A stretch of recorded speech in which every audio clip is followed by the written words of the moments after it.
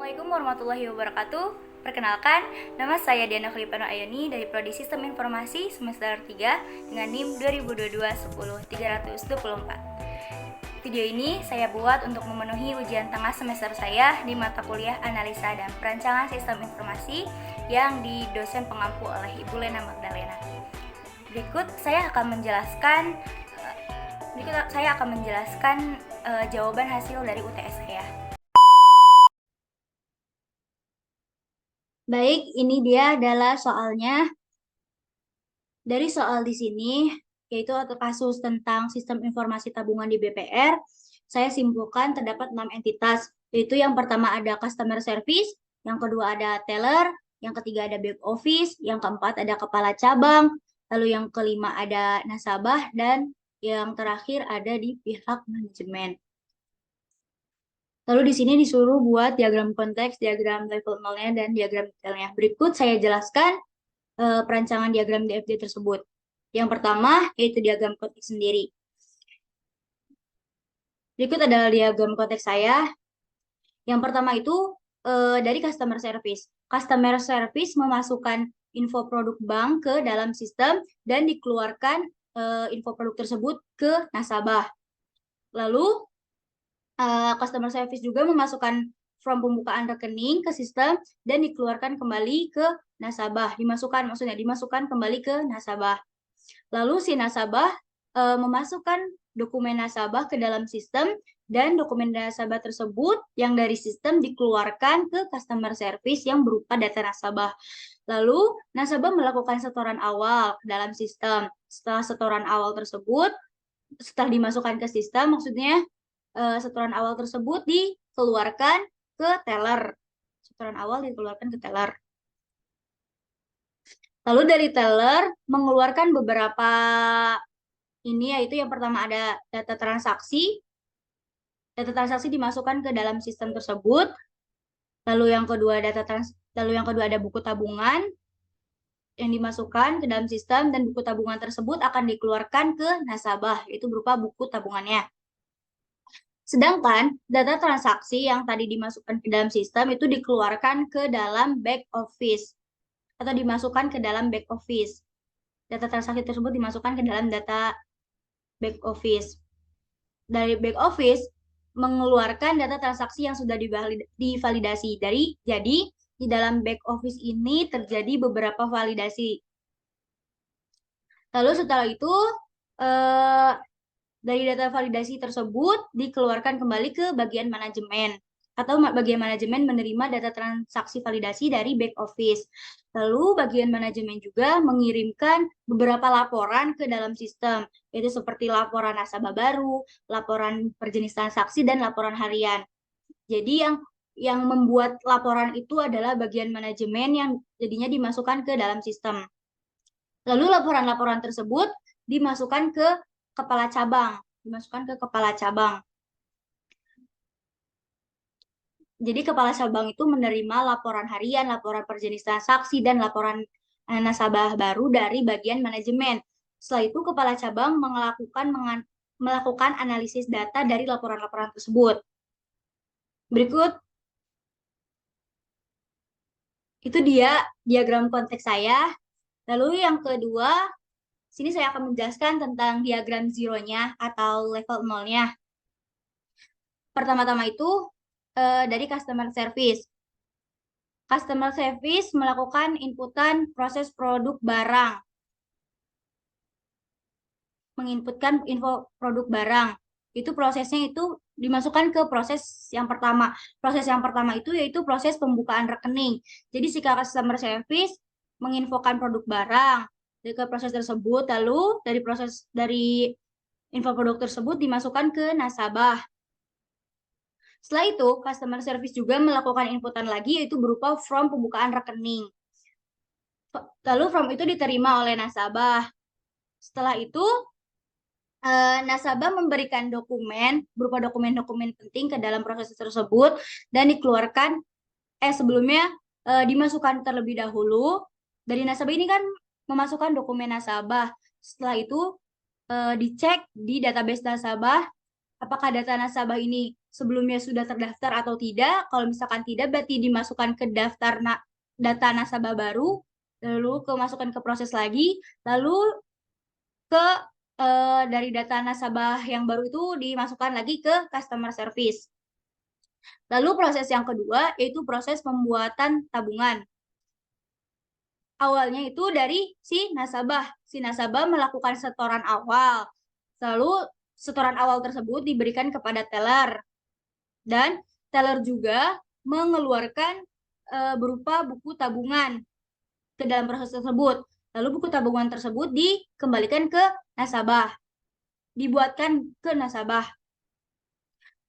Dari teller juga mengeluarkan data transaksi. Nah, data transaksi ini melalui proses ketiga, yaitu proses validasi dan validasi transaksi. Teller memasukkan data transaksi ke proses tersebut, lalu dikeluarkan juga data transaksi ke bagian office, back office.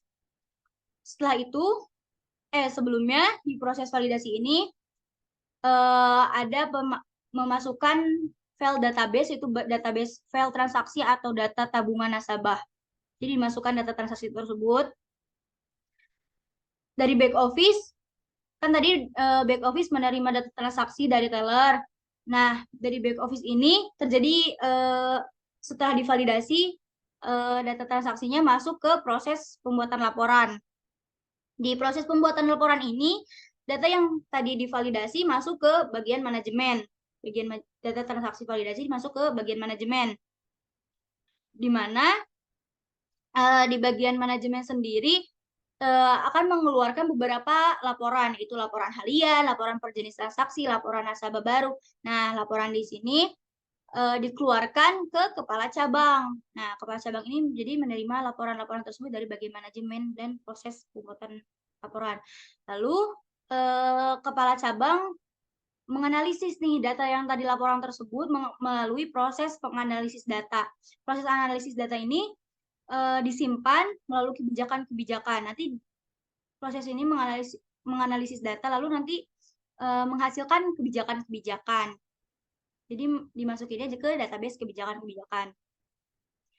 Lanjut ke diagram detailnya. Di sini saya akan menjelaskan diagram level 1 dulu.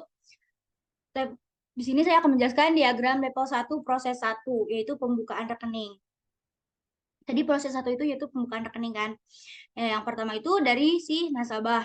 Nasabah memberikan dokumen. Lalu prosesnya itu, proses 1.1 itu menginputkan data. Sebelumnya itu jadi diinputkan data dulu. Dokumen nasabah menginputkan datanya. Setelah itu menginputkan data ke customer service. Setelah itu customer service menginputkan juga dokumen nasabah untuk dicek tuh data nasabahnya bener nasabahnya itu udah pernah di bank ini atau belum. Kalau belum berarti nanti ada proses pengupdatean data. Setelah dicek dokumen nasabah lalu masuk ke database nasabah. Proses ketiga update data itu dari file database itu sendiri. File database nasabah lalu ke update data nasabah. Setelah diupdate data nasabah yang sudah diupdate masuk lagi ke customer service. Lanjut diagram level 1 proses 2 itu pembuatan buku tabungan. Itu yang pertama nasabah melakukan penyetoran.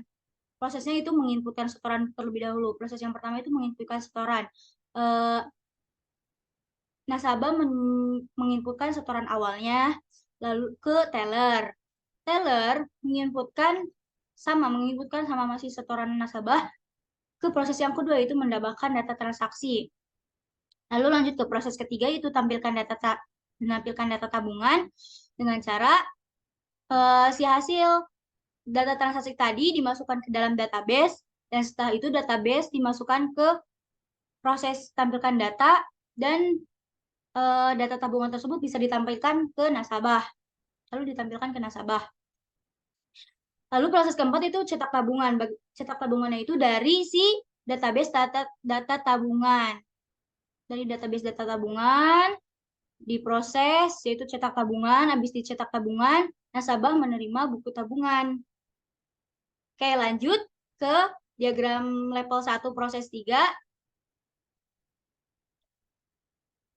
Ini dia diagramnya. Itu yang pertama, teller. Teller memberikan data transaksi untuk diinputkan datanya. Jadi di proses ini itu pertama diinputkan data terlebih dahulu. Nah, teller menginputkan datanya ke back office. Setelah itu proses yang kedua yaitu cek data transaksi. Back office memberikan data transaksi, lalu dicek data transaksi tersebut dan dimasukkan ke dalam database file transaksi atau data tabungan nasabah. Lanjut di proses ketiga yaitu pengupdatean data transaksi. Setelah dicek lalu diupdate, bisa diupdate data transaksi tersebut dari si database file transaksi atau data tabungan nasabah yang dikirimkan berupa data transaksi yang sudah divalidasi lalu dikirimkan kembali ke back office. Dan yang terakhir, diagram level 1 proses 4 yaitu pembuatan laporan. Di sini awalnya dari back office. Prosesnya itu dimasukkan datanya terlebih dahulu. Mula-mula dimasukkan data, back office mengirimkan data transaksi yang tadi sudah divalidasi, setelah itu ke bagian manajemen. Bagian manajemen menginputkan data laporan yang tadi yang sudah divalidasi dan akan ditampilkan, dan ini proses keduanya itu menampilkan. Jadi dari bagian manajemen berupa data laporan, terus ditampilkan data laporan ke kepala cabang. Datanya tuh ditampilkan ke kepala cabang. Dari proses 2 juga, di sini saya memasukkan database, yaitu berupa database laporan.